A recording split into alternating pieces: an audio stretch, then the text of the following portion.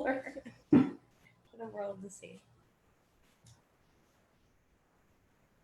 Oh my gosh, it's a whole thing. Yeah, it's like really a whole thing. Now it should be good to go. I wish I could read Sichos like Okay, so now the world is watching. next June. All the worlds. Whole world? All the worlds. The 4 Olam. The ways. worlds. Okay.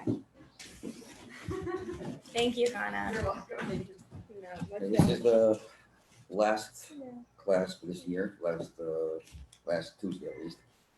So I want to just mention something about completing and finishing a whole year of learning, a whole year of growing. You just guys are learning and tasting the taste of Hasidus. What do you expect of yourself at the end of the year? What's the expectation?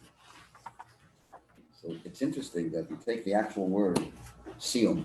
Siyum means end. And you spell it in Hebrew. You have a samach, you have a yud, you have a vav, and you have a mem. Like I just put the paper there. Each of the 4 letters can be spelled. How do you spell samach? Samach, mem, chaf. Oh. So let's see, it's interesting that the letters have an outer surface, and then the letters that are inside the letter. Samach is the outer surface, right? You say siyum, you don't say simach, you don't pronounce the mem chaf, you just pronounce the samach. But inside that samach, you have the mem and the chaf. Inside the yud, what do you have? How do you spell yud? Yud, Yud, vav, dalet. Okay. How do you spell vav? Vav, vav. How do you spell mem? Mem, mem. Mem. Okay. It's interesting. All these 4 letters have something in common. You know the gematria? Gematria. So the gematria of samach is 60. The letters that make up the samach, inside the samach is mem chaf, right? What does mem chaf equal up to? 40 plus 20, 60. The yud 10. and the vav daled, which is inside the yud, also 10. 6 and 4 is 10. Yud, vav, daled. Vav, vav, vav. 6. 6. Well, together it's 12, but saying, but the letter itself is vav, and inside the letter is also vav. In other words, the outside and the inside match. Wow. And the mem, likewise, how do you spell mem? Mem, mem. Meaning internally and externally, I'm the same. Wow. So what we ask of ourselves at the end of the year, it was just lip service, like just acting, as if I really belong here, or did I internalize it? Did it become part of me? Are my insides matching my outside, or that's what a siyum is. At the end of the year, that's the barometer of a success. That all the 4 letters that spell the word conclusion match. What you don't see is the inside. No one knows what's going on deep down in your heart. What we do see is, the way you act, the way you dress, the way you come, might be listening and coming to every single class, but you're really far from it. Not you, not anyone here, of course, present audience excluded. I'm just hypothetically speaking about if that would be the case. A successful year is when you have concluded working on your inside matching your outside match, the inside matching the outside, correct? How do you spell yud again? Yud, vav, daled. So Okay. yud is 10 and vav, daled is also 10. Got it. The part you don't see is also now equal to the part you do see. What I see on the outside is real. That's who you are on the inside. Hopefully on the outside we're all good. Right. Good to see you. Long time no see. Good to see you. I don't know about that, but good to see you. It goes both ways. Welcome. I haven't seen you in a long, long time. Everything okay? Yeah, it's good. So everyone has to hear this right now. It's the whole world. Did you want a I'm space very to write? informal. I don't like too formal. Okay. Do you want somewhere to write? Now, No, you're good. the Sicha is a very powerful Sicha. This is basically what I have here in front of me. The Rebbe gave it to me personally, one-on-one, not just me, but thousands of people. The 50th year of when he came to America, Rebbe Rebbetzin came to America in 1941. 28th of Sivan, which is coming up.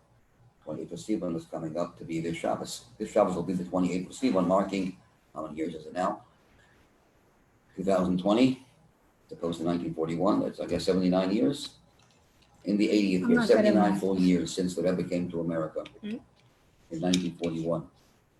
The Rebbe gave out, in honor of the 50th Jubilee in 1991, in honor of the 50th year of his coming to America, he gave this out, a compilation of many, many Sichos related to the time of the 28th of Sivan, and also a few Maimorim and stories and so on. So I picked one of the Sichos here to learn. It's very precious, hand given to me from the Rebbe himself. Like dollars. But This was given, Sichos. this was a dollar inside of here also. I don't have it in me. I have a dollar, but it came with a dollar. I believe it came with a dollar. Wait, what book is that? This is, so the name of this is called Chav Ches Sivan, Mm. the day he came to America. Yovel Shonim. Yovel is Jubilee, 50 years. And the Rebbe was in America for 50 years in 1991. In honor of that, he gave this out, distributed this to everyone. Thousands of people waited online to get this. I was one of those thousands of people. It's precious. Now, I want to tell you something. Tonight is also a special night. Tonight is Chav Hei Sivan. We're going to see in the Sikha what happened on Chav Hei Sivan historically. And what happened on Chav Hei Sivan lasted for 3 days and culminated on the 28th of Sivan. Something that happened how many years ago?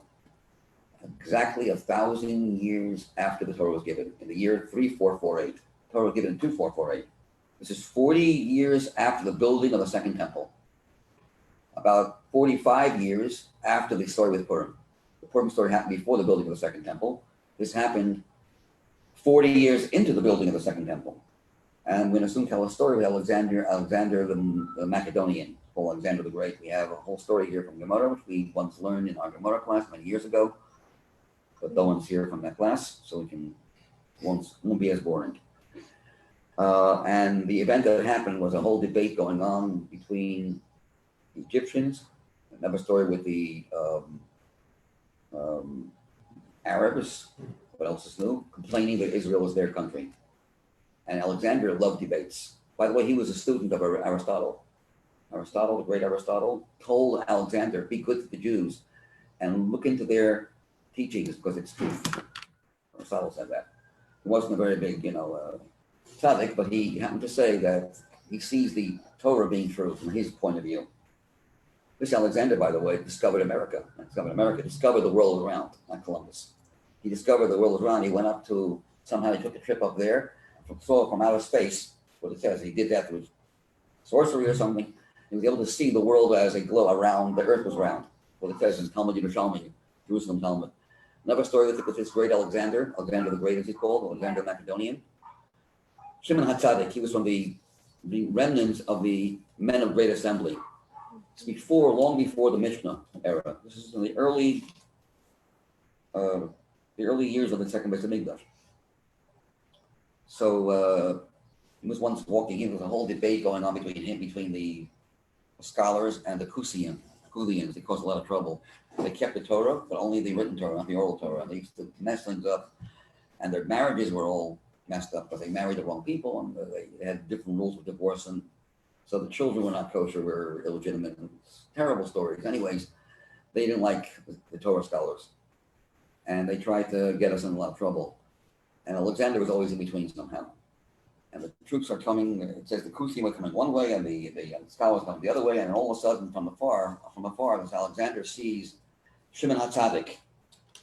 The latest, he's like the last of the men of great assembly. He sees him from afar. He walks over to him and bows to him. So the Kulians say, to a person like you, of your stature, you're bowing to a Jew, to a rabbi? He says, yes, because whenever I win wars, this man, his image appears before me. I know he's a powerful, holy person. That's why I'm bowing to him. So Alexander, a very interesting person. He was actually a ruler of the entire world. He was one of the few people like King Solomon, Shlomo Melech, and he was another one of those Parai, Achashverosh, who ruled the world basically in those days. This was in the early time of the second base of Migdal, but things weren't going that perfectly for the Jewish people. He fought against Persia. He won the war against the Persian regime, and he was pretty good to the Jews. Wasn't, but you know, he was a powerful person, a very powerful person, and always consulted with Jewish scholars about how to do this. How do I want to travel to Africa? What's the best way to go? Give me the advice. Whole story in the Gemara about that. But anyways, let's see the Sicha inside here. So tonight, Chaf Sivan is the actual day. Going back to 3448, a very great miracle happened. Someone needs to be on mute. I don't know how to do this. You should like put the picture. What? Let's do it. Let's see the Sicha inside.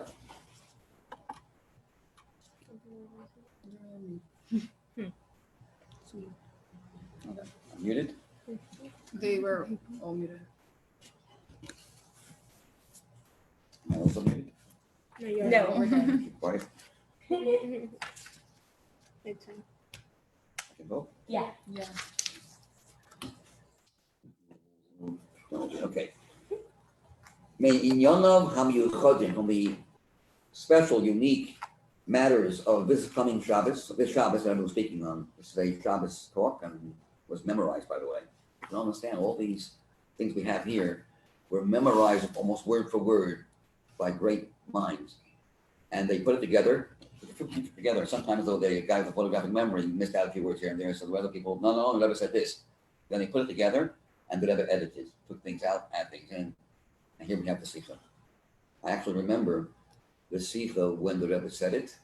I was there, in the Fabrengen, and I do remember how when, what do you do Motzei Shabbos? Motzei Shabbos, after Shabbos is over, you don't go to a pizza shop, you go to hear Chazorah, review of the Fabrengen, from Rabbi Yel Khan, the brilliant genius of Chassidus, that like a machine, start to Fabrengen, I went, oh yeah, the Rebbe said, wow, he's doing it in order, exact order. I used to joke about him that he would also cough in the same place the Rebbe coughed. It's a joke. Not quite, but he would, Mamash photographically remember almost word for word of what the Rebbe said. Quite amazing. And you can see he's doing it effortlessly. A few times in the middle, he would take a cigarette and smoke, and then, now he remembers. No, I'm sorry, that the Rebbe said 2 minutes later. It was amazing how hard they worked. Y.Y. Jacobson, you heard of Y.Y. Jacobson? He was one of the people that used to help Rabbi Yel Khan with it, because he also has a tremendous memory. And he and his brother Simon Jacobson were all involved in writing it down, putting it down, recording it and writing, and then working on getting it back to the Rebbe. The main editor was Rabbi Yel Khan. He was the chief editor, and the Rebbe would, would edit it, and there was a lot of changes made from the way the Rebbe said it to the way the Rebbe actually wanted it to come out public. In fact, even the weekday Fabrengens, which you have a tape, so you don't need to memorize, you have a recording. The Rebbe changed it. The Rebbe did not want it to be written the same way he said it. Whatever it is. The Rebbe felt that it has to be written much differently. There were certain things the Rebbe wanted to take out, whatever reason. And, that's one of the ways of how we put the Sichos together. But often they have taken two different Fabrengens from 2 different years, the same subject, and they worked on it, and they made a whole, and the Rebbe liked that idea. The Rebbe did not like when you just hear word for word what he said. He wants you to work hard. He wanted them to be involved and laboring, toiling, and coming up on their own with something, not just to be listeners. Having good memory is wonderful. The Rebbe wanted more than that. And Yel Khan, after he memorized word for word almost what the Rebbe said, he himself fixed it, edited, changed, thinking now the Rebbe would like it, and the Rebbe still changed things. It wasn't the same. So what about like the ones that are not edited? Yeah. It's like the relevant information. Yeah. Not everything the Rebbe edited. You could give it into him and he wouldn't edit it. It happened often. It wasn't always the Rebbe. This happened in the later years. The Rebbe used to edit the Maimer that he said. Maimer is, so that has his eyes closed and even before. So I do remember this is one of the earlier Sichos, that very difficult subject about how God's knowledge does not affect our free choice. Very, very scary. See, you got to be very careful with that Sicha. And Yale worked very hard on it, Yale Khan, and he got it. I think he thought he had it. He gave it into the Rebbe, waiting for the Rebbe's response. Can't wait to have the Sichos ready, you know. The Rebbe gave it back to him with an X like this. Oh, wow. What you just wrote about my Sicha is denying God's oneness, is a denial of God, heresy. He was not well for about a month when that happened. He lost him. I mean, went crazy when the Rebbe gave him. And then he finally figured out, I know the mistake I made. It was just a couple words. He changed those words, and the Rebbe accepted it. But it took them. The Rebbe wants him to work. He didn't want to make him feel bad. He wanted this guy to work your head off. The Rebbe does not want us to rest. Use the full capacity of your brain. It's very powerful. You know, no 90%, 99%, 100% of what you have, use it, because there's a lot there, more than you think. Okay. Now, it's Chav Chesi, one the day he came to America. So Shabbos Mevorachim, it's also, this Shabbos is Shabbos Mevorachim, be blessed the new month. Shabbos Mevorachim Chodesh Tammuz, which is Chodesh HaGeula, the month of the redemption. What redemption are we talking about? I thought it was Nisan, that's the month of Geula. Pesach is Nisan, probably checked last, right? We had a Pesach already, it's not coming out next month, is it? It's not. We have a year for Pesach. So we're past Shavuot. So why is Tammuz, the month we're going to be blessing, called the month of Geula? And the answer is? Tesla Tammuz is also a special day, yes, but it's not. What days in Tammuz are the cause for why this month Tammuz is called the month of Geula in Chabad? Because of the famous holiday redemption of the previous Rebbe, Yudei Gimel Tammuz. Yeah, and Gimel Tammuz also. Gimel Tammuz is the beginning of when he was let free from prison to go to Kastroman. No, Shvat is later. So Yud Bey is 12th and 13th of Tammuz, over 2 days, where the previous Rebbe was released miraculously from. Yes, I knew it. There was something there. He was officially free on the 12th, but he didn't get his papers signed until the 13th because it was a legal holiday on the 12th. And you know why it was a legal holiday, by the way? What's his name? Stalin decided he doesn't want any kind of religion. So he decided that that it was on a Tuesday, I believe, that year. Maybe his official. And he decided that he wants to make a holiday every week, but not Friday, like the Muslims, not Saturday, not Sunday. I don't know why he didn't pick Monday, but he picked Tuesday. And he decided he wants to get rid of holidays in general, religion, any holiday. And therefore, the offices were closed. And as a result, we have a 2-day holiday. We celebrate. Had he not had a Tuesday as being a holiday, he would have just let it go. Then we would only had 1 day to celebrate. But because the offices were closed and they couldn't sign him out, so they had to delay his redemption, his freedom, the next day. So thanks to Stalin's decree against religion, we have a 2-day holiday and not a 1-day holiday. It's like Haman decided he wants to get rid of holidays. So Hashem said, well, in your honor, we'll add another Jewish holiday called Purim. Anyways, it's interesting. Boy Nigal, on this day, redeemed was my father-in-law, Chak Moich Admor. You see the Rosh Hashanah here? Chav Kuf stands for Kavod Kedushas, the honor of his holiness. Mem Vav Ches stands for Mori, my teacher, V'chami, my father-in-law. The Rebbe is referring to the previous Rebbe as his teacher and his father-in-law. Admor, the cedar reign of the Nasi of our generation. The only Rebbe that referred to the previous Rebbe, his predecessors, as the leader of the generation. No other Rebbe gave the title leader of a generation to their predecessors, except for the Rebbe. Why? The Rebbe never called himself Rebbe. Yeah, I know. Why? Why? Like Friedrich Rebbe called himself Rabbi, right? What? Friedrich Rebbe called himself Rabbi. Yes, but the Rebbe considered himself as a chassid of Friedrich. but more than that, as the representative, since lack of a better, since a lack of there's no one else, so I guess I'll just represent him, but not as a Rebbe. Very rarely referred to himself as the Rebbe. Several times he did make it clear, but most of the times the Rebbe referred to the previous Rebbe as the leader of our generation. So The Bittul, Kabbalistically, it makes sense if you want to, put it into Kabbalah words. The Rebbe's Sphira is Sphiras HaMalchus, and Malchus has nothing of its own. It's like compared to speech. If you have nothing what to say, you don't talk. Person is, no, I want to talk for the sake of talking. And you start rambling, you might as well not. It's not only lacking content, it's not even called talking. It's called blabbering or whatever word you want to use. So kingship and speech go together because a king rules through his speech. And a king cannot be a king without an audience. So the Rebbe once said about himself that he represents Sfiros HaMalchus, and Malchus is extremely subservient to the spheres, the spheros above it, more than the other are related to their superiors. On the one hand, the Rebbe was more innovative. This generation versus the generation before is much different, much more innovative than the sixth generation compared to the fifth. But yet, the Rebbe on the same side of the spectrum was also more visibly connected and completely like nothing, void of his home presence in the presence of his father-in-law. Never ever, you see the Rebbe, if you ever saw when there are pictures of the previous Rebbe's upbringing, the Rebbe's sitting there like, like he can't move. It was a story where the table probably weighed a ton. Long, big, heavy tables. The leg broke, and the whole thing was about to collapse. The Rebbe was holding onto the table for hours like this. You know how hard that is? Oh my gosh. It's talking about hundreds of pounds, and the Rebbe's holding onto the table to make sure that it doesn't collapse. Without making a big deal about it. They don't want to make a fuss. People tripping. No one even knew about it until the end, until the whole ring was over.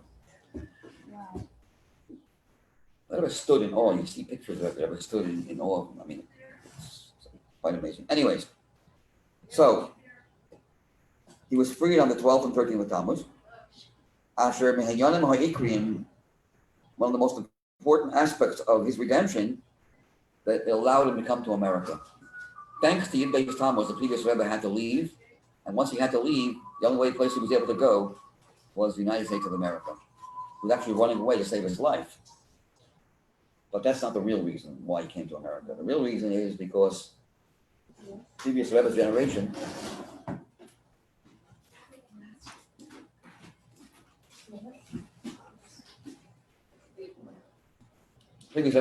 was the very end of all the generations, as the Rebbe puts it. And America is the last place. It's the part of the world, the hemisphere, where the Torah was not given. And in order to elevate even the part of the world which has nothing to do with Matan Torah, which the Torah was not given to that part of the world, what it says, the Torah was given in a revealed way to the other hemisphere, where Europe is and where Asia is, but America is on the other side. So that means that we're reaching out to a place that is very distant from where the Torah was given, and we're going to take this area in the world and elevate it. Just like the main purpose is not the higher world, the Sichos and Bria, Yitzira, we want this world, even though it's the lowest world, most physical world. Yet in this world itself, it's not just the physical. We need to have a place where Hashem's voice was not heard. It says that voice was heard all over, but the other side of the hemisphere, the other hemisphere, which is where America is, was not privy to Matan Torah.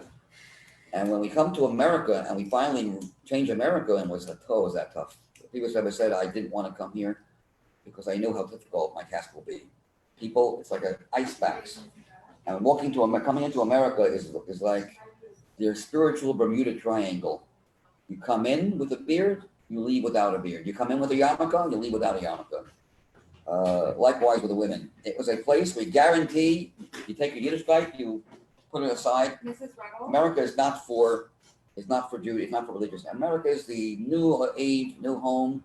Here we are modern. Here we don't believe, or we don't, live our lives based on the Alta Haim, as he would call it. Because, how we conducted ourselves, when we were in Europe and the older years, the years before. So it was tough. He had a very tough job to break the ice. And he complained a lot that it's getting to him. Nothing's changing. People, in fact, I have a Sikh over here where the Friedrich Rebbe refers to America not in very nice terms. Although later he said, I guarantee it was going to become the holiest, the best place, the center of Torah learning America will become that place. But until then, in the early years of his coming here, when he was here for a few years, he said, place is rigid. Nobody hears. There's no heart. There's no soul. There's no ear. There's no eyes. And it bothered him tremendously. And when he came off the ship and he said that America is not different, they laughed at him. His closest friends and his followers, not the real Chassidim, but those that really supported the previous Rebbe, said to him, Rebbe, you have to change. You got to take that back. It doesn't look good. It's ridiculous. America will, of course, it's different. America can never become a place of Torah. And when he heard that, it bothered him how people didn't believe in his guarantee and promise. So why did the previous Rebbe come to America? Because before Mashiach comes, we have to take that part of the world and elevate that also. There can't be a place void of the effect of Torah. Now, in this Sichos, the Rebbe says like this: the 12th and 13th of the Tammuz gave the green light and opening for the previous Rebbe to come to America and finish off the job of elevating every part of this world.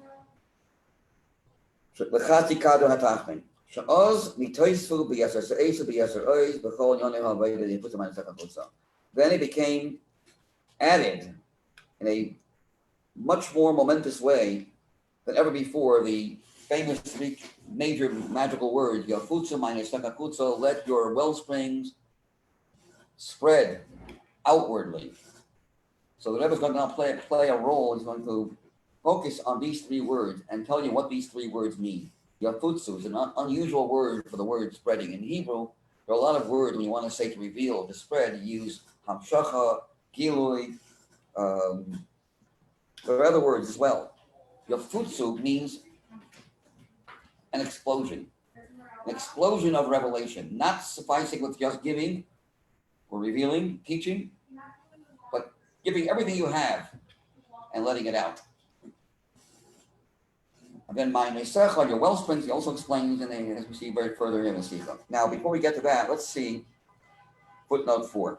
Footnote 4 is where the Rebbe talks about another event that happened on the 28th of Sivan. So the Gemara I just mentioned to you with Alexander, what's the story? The story is that, well, I think just one part of the story, there are actually three stories, but one part of the story is where the Egyptians made a claim that Israel is theirs. Why? It's not called Eretz Mitzrayim. Why would it be called? Why would they claim it's theirs? They didn't fight any wars and win wars against us and conquer the land. So why would they claim that it's theirs? And the answer is because they're taking it as collateral. What's the collateral? You're telling Alexander, these people were in Egypt. They asked us to give us which they wanted to borrow our gold and silver. We gave it to them, never returned it. And we gave them a tremendous amount. They looted. They were looters. I mean, we gave it to them on the understanding that they will keep, that they will give it back, and they never returned it. So we're holding the land as a collateral. Alexander found that very interesting, and he was waiting to hear what kind of response he was going to get. Along came a certain hunchback. His name was Gvia ben Siso, a very tall fellow, and at an older age, he became a hunchback and looked horrible. Kids used to laugh at him because of his horrific looks. Some say he was a Kohen or a Levi, worked in the Beis Hamikdash, but he was not known to be a scholar. And he said to the rabbis, let me debate. If I lose, no big deal. Who am I anyways? And if I win, it'll look really good. A little nothing like me will win the battle. So he says, so the rabbis gave him permission. So he asks the Egyptians, you believe in our Torah? Yes, of course we believe in it. Really? No, it's interesting. And they thought that he's going to give, surrender because they believe in the Torah. So he says, you know what? Well, in the same Torah that you quote that we borrowed gold and silver and never gave it back, there it also says that you took 600,000 slaves, tortured them for 430 years, not the right number of years, we'll soon talk about that, 430 years. Let me ask you a question. What price do you have to pay? What is the price, the salary, that a slave to be tortured, not for a day, not for a month, not for a year, for 430 years, what's the pay? And not just one slave, 600,000 people's wages for torturous bondage and slavery. Way more than what we took from you. Way more. Talking about trillions, probably. So if anything, you owe us. Not only do we not owe you anything, and you have no right to take Israel as a collateral, the other way around. You owe us a lot more than what we took. When Alexander heard that, he was very impressed. And he said, rebuttal. What was their response? We need to think about it. 3 days went by, and they decided, he gave them 3 days. 3 days went by, so this happened on Chav Hey Sivan, 25th of Sivan, that's tonight. 3 days went by, it was Chav Ches Sivan, when they officially ran away and the land was occupied by the Jewish people. It happened to be a sabbatical year.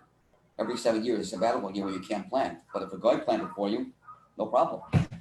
So they had the benefit of enjoying the land that was planted by these Egyptians. That happened actually 2 more times. Another story with the Arabs, another story with another group of people that claimed Israel was theirs for different reasons. And all 3 times, the same hunchback debated and won a debate. So all this happened all 3 times on the 25th of Sivan. There's a special book called Megillas Tainus. I don't know if you've heard of that. Megillas Tainus is a compendium that was put together by a certain fellow. His name is Hananiah ben Chizkiah. It's a compendium of what? A collection of dates throughout the year that miracles happened to the Jewish people. And it became forbidden to fast on these days. And on some of those days, forbidden to even make a eulogy, to make if someone died. What's it called again? Megillas Tainus. Yeah, Megillah means It's a not scroll. part of the Megillas of the 5. Not that, no. It's a scroll. It was called, why was it called a scroll? Because nothing was written. In those days, besides the written Torah, Tanakh, you didn't write anything. Everything was Baal Peh, everything was by heart. This was put in writing. All the days that we were not allowed to fast, because these are happy days, were written in a special scroll called Megillas Tainus. What does Megillas Tainus mean? The Megillah, the scroll that teaches you when you cannot fast. Not when you should fast, when you shouldn't fast. Amongst those days was this day, 25 of Sivan. So how come we don't consider it to be a happy day anymore? Once the Beis HaMikdash was destroyed, all of these dates were removed from these. In other words, they were no longer considered happy days anymore. The only exceptions are Hanukkah and Purim. But besides Hanukkah and Purim miracle, all the other miracles that happened to the Jewish people were no longer celebrated. Maybe when Mashiach will come, they'll become celebrating, we'll celebrate them again. But all these many dates, and the book is divided into 12 chapters, 12 months of the year, all the miracles that happen in Nisan, in Iyar, and Sivan. So the Rebbe says quite clearly that the 28th of Sivan, 3 days later, was the day when the Jews got Eretz Yisrael. When the Rebbe came to America, what was the purpose? The purpose was to make America into Eretz Yisrael, to add spiritually into the Kedusha, to take a land that was completely void of any kind of feelings. It was such a cold place, an icebox, spiritual icebox, which is worse than any other kind of. If you have a land that they fight against Yiddishkeit, you fight back. You have a land that just laughs at anything. It's not the place to keep free country, freedom of religion, but they laughed at religion. So you were laughed at, you were scoffed at. You decided to grow a beard or keep your pace or keep your yarmulke. If you were a woman, dress modestly was ridiculous. It was a sensation. The perspective of life in America was America is just different. Judaism, observance of Judaism, the old-fashioned Judaism and America are clash, conflict with each other. You can't be a normal person if you're, religious. If you are a fanatically religious. Good old times when we had no good life, then you had no choice. You had to be religious. But now that we have freedom, now we're free of all the yoke. That was the spirit of America, or the lack of spirit in America had. Very tough fight the previous Rebbe had. He cried. He didn't want to come here. He was so reluctant to come here because he didn't feel he has the strength. The fact that I'm here, he said, however, shows that there must be, I have a Sichos. I'm here as a messenger. And in the Sichos of my fathers and grandfathers and all the previous Rebbeim, we will succeed in turning over America. Look what happened. Thank God. Look what has happened here. Yeah. As a result. So what I just said here is footnote, and also on the bottom of the footnote, all this is mentioned in the whole story of the Gemara is also mentioned here in the footnotes. What else happened on 28th of Sivan, which is not mentioned here in the Sivan? Miriam, Moshe's sister, was healed. She was in a state of leprosy, not leprosy, but it's called a skin lesion, for a week. And on the 28th of Sivan, that's the day when she was healed. Next day was not a good day when the Meraglim, the spies, left. 29th of Sivan when the spies left, and then 40 days later is Tisha B'Av. Coming back with making everyone cry about, we don't want to go, we don't want to go. Hashem says, well, now you're crying for no reason. This day will be a day that you'll have a good reason to cry in the future. Destruction of both temples. But 40 days before, if you take Tisha B'Av, you go back 40 days, 29th of Sivan. And we know the story with Miriam was one day before the Meraglim were sent out. And so if that was 29th of Sivan, this was the 28th of Sivan. So a lot of good things happen on the 28th of Sivan, coming up to Shabbos. Okay. The Inyan Zen is Gala. The Rebbe says here in the next paragraph, this thing was revealed. Gam b'yoyim chav chasivan, kama shom l'yachar. Many years later, going back to more recent times, the Rebbe says his coming to America is a new era in the history of the spreading of the wellsprings of Hasidus into the world. When the Rebbe came to America, and by the way, when the previous Rebbe from Brain, I think it was Shavuos, he said the Rebbe was not here yet. The Rebbe came 3 weeks after Shavuos, 28th of Sivan was a couple of weeks after Shavuos. On that Shavuos from Brain, the Rebbe said Mashiach is about to arrive. The previous Rebbe said Mashiach is about to arrive. That's interesting. He's on his way, he said. The previous Rebbe referred to the Rebbe. I mean, it's a lot of obvious signs that the previous Rebbe said about our Rebbe that he's not just a great person, a son-in-law that you can't get anywhere else. He described the Rebbe's incredible knowledge.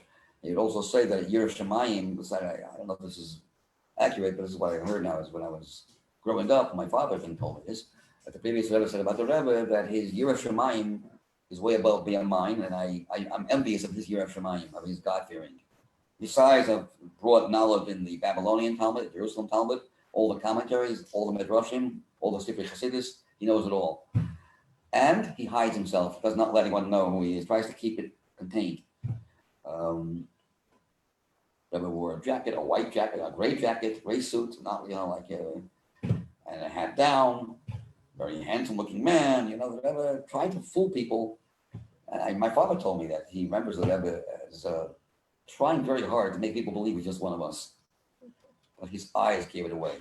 His eyes were just penetrating eyes even before he was Rebbe. You could see right away, come on, you know who you are. I talked to the Rebbe personally on a phone. In fact, even after the passing of the previous Rebbe, my father had a whole hour discussion in learning with the Rebbe before he assumed the actual mantle of leadership.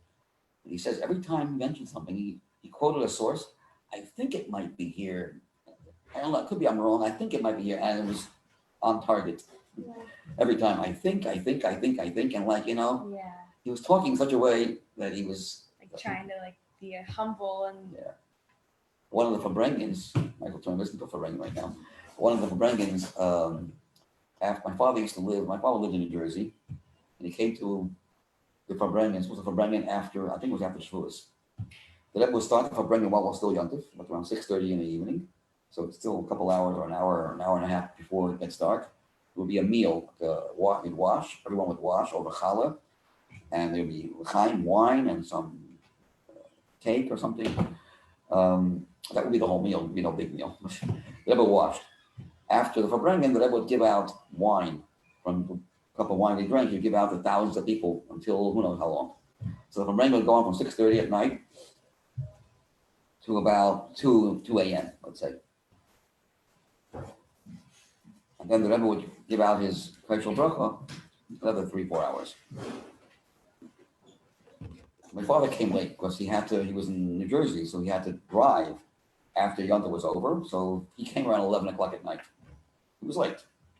The Rebbe had already spoken about a very difficult topic in astronomy related to halacha. My father did not know that subject very well. And he had not even heard what the Rebbe spoken about because he came late. My father was walking through getting wine from the Rebbe. The Rebbe stops him and says, I said something about this in the subject. Oh, I forgot to mention that the day after Yontif, there would always be a gathering of Torah scholars, and they would say their called pilpul, their deep Talmudic discourses on a certain subject. But Rebbe said to my father, you're going to probably talk about what I said tonight, and I don't know if I'm right. Let me know if you think I'm right or wrong. My father didn't even know what the Rebbe was talking about. So we had to go to Rabbi Khan, the person I mentioned before. What does the Rebbe say? And he shared with him what the Rebbe said. My father had to drive back to New Jersey. It was already here in the early morning. And he hadn't slept the whole night. And he didn't even have the book that the Rebbe spoke about. The Rebbe quoted the Shulchan Aruch of the Alter Rebbe. My father did not even have that sefer at home. He lent it out to somebody. So he had to go and pick it up. And then on the way back, he's driving on the way back, and he's thinking of how he can bring proofs to support what the Rebbe said. And that was his pilpul. But the Rebbe said to him humbly, I don't know if I'm right. Please, as if, yeah. So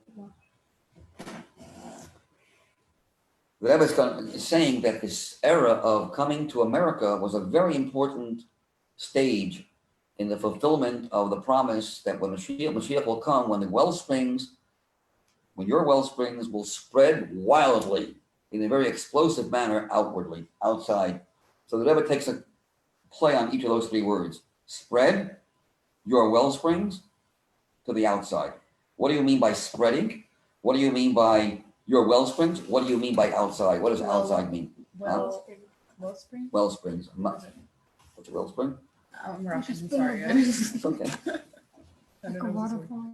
A wellspring is a well, water that's underneath the ground. Mm.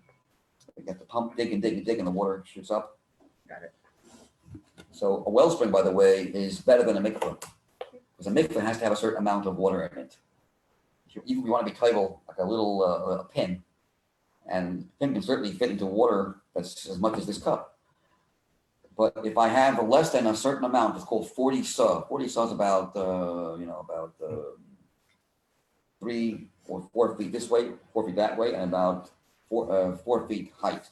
Whatever a certain amount of water, a lot bigger than than a pin. And yet, for a mikvah, you need that amount of water. Even if you want to take something that's very small, you can easily get into a smaller body of water. It's not going to be kosher. But a well, even one drop of a wellspring water, if you can get yourself covered into it, well, you can't. But if you take you want to be table a keli utensil, a small utensil, and you want to put it into the well, you don't need any maximum. There's no minimum size. Any amount, any drop will also do the job. It's a special rule when it comes to a mayon. It has higher levels of purification than a mikveh does. In between, there are some in-between levels too, but I'm not going to get into that right now. Okay. So the Rebbe is going to talk about these three things, which I probably won't get to. But before he does that, he says, when the focal point, clarifying, why is it that the previous Rebbe came to America? Why did we come to America? What's the whole purpose in coming to the United States of America? How you do it is based on a well-known rule.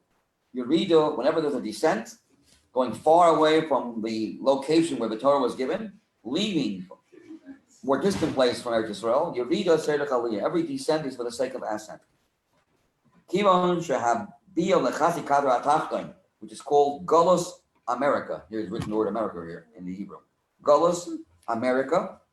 Like interestingly, there's a mimer from the Tzemach Tzedek where he talks about America in the mimer. And he says, the world is round and people in America don't fall off the globe. There's a whole explanation of why the world has to be round, though, because Hasidus. And he mentions America. He mentions the word America there. Because the world is round because it's coming from a very high level in godliness that's round, that has no beginning and has no end. And America represents that particular. It's very interesting mind from the Tzemach Tzedek in Judgment Sefer where he mentions the word America. What about the other planets that are around? What about them? They're also round. Right, true. But that's not where we inhabit. Why is the world that we inhabit? Why? And this world is a world that you would think doesn't represent anything holy because it's very. No, the other planets, we have nothing to do with those planets. But this is the planet where we have all the desires that are not very kosher. And you would think that in a place like America, or a place like, it's not just the whole planet Earth, But in the planet Earth, the most earthly part of the Earth is America, by the way. Most distant from being able to somehow plug in spirituality, which is why the Torah was given on the other side of the world, not on this side of the world. So before Mashiach comes, we have to get to America finally. Many, many hundreds of years, thousands of years where we didn't get to America. It wasn't inhabited. It was a wasteland. And all the Rebbeim, the Chabad Rebbeim, from the Baal Shem Tov and from the Alter Rebbe on, never were in America. The previous Rebbe was the first Rebbe to come to America, showing it's time right now to take over the entire world. Huh? They weren't able to do it. It's like The fact they weren't able to is a sign that the time hasn't come yet. You're right, they weren't able to. But in fact, everything is by Shvacha Prophets. The fact they weren't able to come is not because, they could have, but for technical reasons they didn't come here. Their avodah was not ready. The world wasn't ready yet for that. When the previous Rebbe came to America, that means, thanks to Yid-based Tammuz, the world has now been redeemed, and now is able to, even America is able to be receptive to the forces of Yiddishkeit. what about like Australia? It's also sounds random and like pretty far. Good question. It's called Down Under, Australia. Down under. Down under, yeah. So why America and not Australia? It's also far away. America's greater, probably. Yeah, but why? You're asking. Australia is also very distant, and also, Yeah, and like. but it is in the same hemisphere, I think. You have Americans in a different hemisphere. Australia is still in the same hemisphere with Asia and Europe, I think. If I'm not mistaken. Might be down under, but it's still west or eastern wise, east wise. Should it be America also on the other elevated? side. I don't know, Africa. I don't know, like we're all No, Africa's random still things. Africa's right below Israel. It's not Yeah, okay. like going west, east to west. So America's on the other side of the world. In terms of where the Torah was given, it's on the other side of the world, far away. Actually, America. Australia is also on the other side, underneath. I checked. Okay. Realistic. Okay, I stand corrected. I was never in Australia, so I stand corrected. But America, I guess, has also a name. America stands for Amma Reka, an empty nation. Reka, it means nation. Australia doesn't have that title.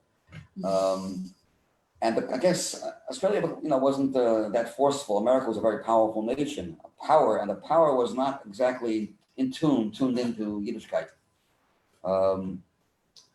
The coldness towards Yiddishkeit, in spite of the freedom, and maybe not in spite of the freedom, because of the freedom, is what makes America so uniquely different, in spiritually speaking. And it takes that ability to transform America to bring Mashiach. So when the Rebbe came to America on Chav Ches Sivan, a tremendous stage, a new stage of Hafatzas Hamayanas, of spreading the wellsprings of Chassidus, was opened up, became accessible and available. He calls it Golos America, and he says it was the greatest descent in his life. It was the hardest move he had to make in his life. So he had no choice, but no such thing as have no choice.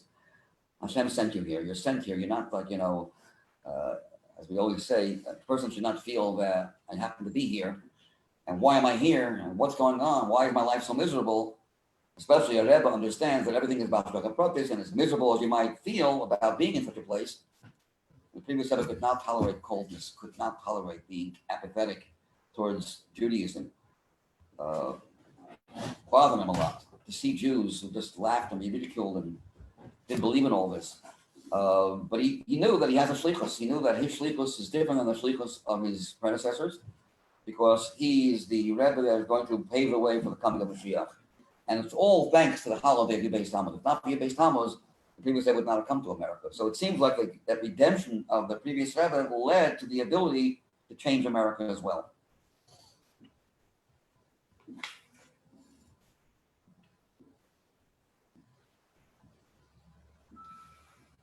So the slogan is Yafutsu. What's the slogan, Chabad slogan, which we often use? Yafutsu ma'ineisecha chutza. This is the response that Baal Shem Tov received from Mashiach. When are you coming? When your wellsprings will splash and spread outward. So what are the words Yafutsu supposed to mean? It's a very unusual term that we don't find too often when you want to talk about revealing something or bringing something down or spreading or extending. You usually use different words. Hamshacha, Gilui, not Hafotza. Hafotza means when you not just reveal, but you go wild and splash everything you have to offer and give it out. You're totally into something, to the essence of your soul, and that you cannot hold anything back and let everything loose. And that's what we want. We don't want anything to be denied from the public out there. We want every person should give everything you have, whatever you know, whatever you have, and work hard on letting yourself loose in a good way. This is the expression of the word yofutsu. Just read a few words here. It's getting late anyway. Okay, let's see the Ois Gimel, page 38, second page, where it says Gimel, the second column right in the middle. Yofutsu, what does yofutsu mean? The Lashon HaTorah in Hebrew, there are many terms. Yeshnam kamo l'shonos u'bituyim u'inyan hashpa v'yispafta. There are many ways of how you can express to influence someone, to spread your ideas to someone. Kamay hamshacha, which means to bring things down. Gilui, to reveal. Hispastos, to spread. Hashpa, to influence. Pearson, to publicize. But we don't use any of those expressions. We don't say any of those expressions. We say the words yafutsu ma'asecha, not yispashtu or yifarsamu or yimshachu or yisgalu, but yafutsu. What does that show? Yafutsu moira, it indicates al hashpa v'yispashtos ba'ayfen shel pizur, on spreading and extending, not in a limited way, but in a wild, explosive manner. Concerning our issue, what we're talking about, our topic, when we say the emphasis on the word yafutsu is that Torah Chassidus should be not just taught, spread, brought down to the people's level, but rather wildly spread, wildly in a good way, meaning explosively. Pizur b'merchav rav, not allowing any place, anywhere to be not aware of what of this incredible spreading. V'ad l'tachlis hamerchav, to the ultimate degree of spreading, b'li kol tzimtzumim v'agbolos, with no inhibitions, no limits. Ki kol zman sheyesh eizeh tzimtzum, if you're in some way limited, even if it's not a great limit, but a small limit, then you can't really call that hafatza. Hafatza means to the fullest extent, to bring out everything you have and not one drop less. And the Rebbe explains, he means that the entire place where you live feels the effects of your teaching. It affects everyone. You are very effective, and there's no limit to how strong your impact is on the people that hear you. Number two, so actually, Yafutsu Ma'aseh, by the way, are three topics: how you give, what you give, and where you give. Yafutsu is how you give. What's the mannerism of your giving? Are you totally into it, or are you halfway into it? You compromise on certain things. This I can't explain. This I won't tell you. I'll just tell you some simplified, watered down versions of ideas of chassidus that I know. You're not ready for the real deep stuff. No. Yafutsu means the way you are to reveal is not allowing anything to be held back. Then the Rebbe will explain, what are you revealing in the next paragraphs? Ma'anei secha, your wellsprings. And he says wellsprings means the deepest parts, deepest secrets of Torah that are called the most purest. Because a mayon is a drop of water, and drops, even though they're very small in quantity, are great in quality. They have the power, these drops coming from a wellspring have the ability to purify any object that gets into it. So we're talking about the most sublime concept in Chassidus. And chutza means that you go everywhere. There's no place vacant in this world where Chassidus should not influence. So where you go, what you teach, and how you teach should all be in a intense, unlimited fashion. No limit to where you go. I don't care how far this place is. I don't care if this place has no mikveh yet and has no yeshiva for my kids to learn. I will go there on Sichos to turn every single place where there's one single Jew there. We're going to be there to teach that Jew. And what are we going to teach? The deepest wellsprings. We're not going to just teach, baby stuff. We're going to give them everything we have. Because we're going to put it into simple words, they'll be able to understand it. But we're going to take everything, including the deepest secrets of Chassidus, and also revealing the deepest part of yourself. Sometimes you need to open up your subconscious and go even dig deeper into yourself to find out that there's much more to you than what you think. Dig and dig and dig. And when you come into contact with that part of yourself, then you're a different kind of teacher altogether. So your futza means open yourself up. Let everything out. Let all the good that's in you to come out, come to the forefront. And teach the highest and deepest teachings of Hasidus. Don't deprive anyone of anything.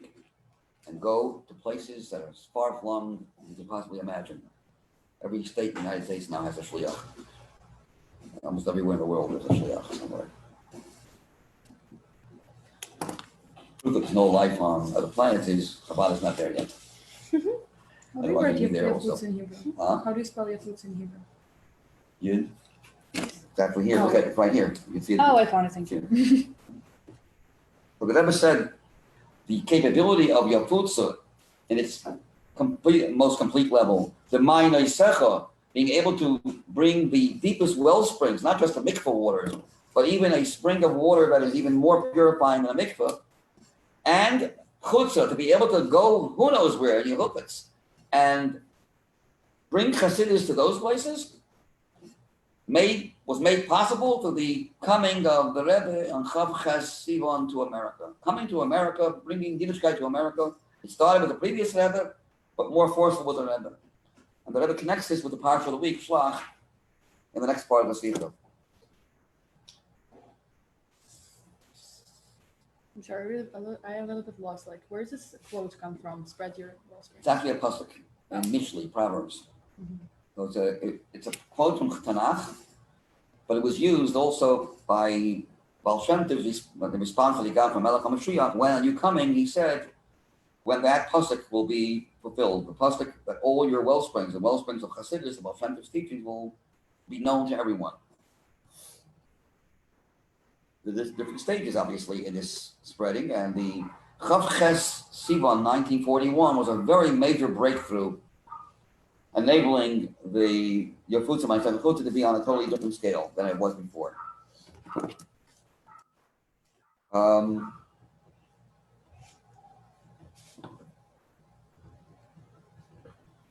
There's another part of the secret about Shlach, the idea of Sichos, which we don't have time to go into, so we'll leave it at this.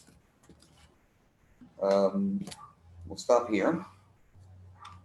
Very interesting Sicha, the second part of the Sicha as well. But we'll suffice with just the first part. Anyway, as we started with the Siyum, conclude with another, talking about a Siyum, that you should also remember that an end of a year is not really an end of a year, but at the beginning of a new era. So whenever you finish something, like when we finish a Torah on Simchas Torah, we don't just finish and say, wow, we finished. We start it over again immediately. We know finishing is not ever a word that's accepted in Judaism. You're never finished. And to show that, we always say we're finished with this lower level. Now we're going to a much higher level in our Yiddishkeit, for ourselves, and in the way we're going to influence other people as well. Because you are looked upon, whether it's a man or a woman.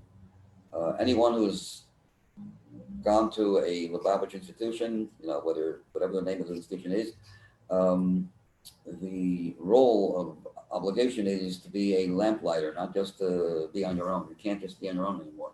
You're stuck. Now you have the obligation to spread the word, you have to spread it yourself first. You got to make sure that you're permeated. But sometimes, sometimes you don't wait for that. When you become a teacher, you become more responsible, and that itself makes you into a better person. Very often, you help someone else out, you're helping yourself out. So it doesn't always mean you first have to practice, then you can preach. Sometimes by preaching, you can reach a level of practice. So again, Siyum, conclusion is far from a conclusion, far from an end. It's always a step to a new beginning. And you should have a lot of success in your, future years. Amen. Beyond what you can expect. Amen.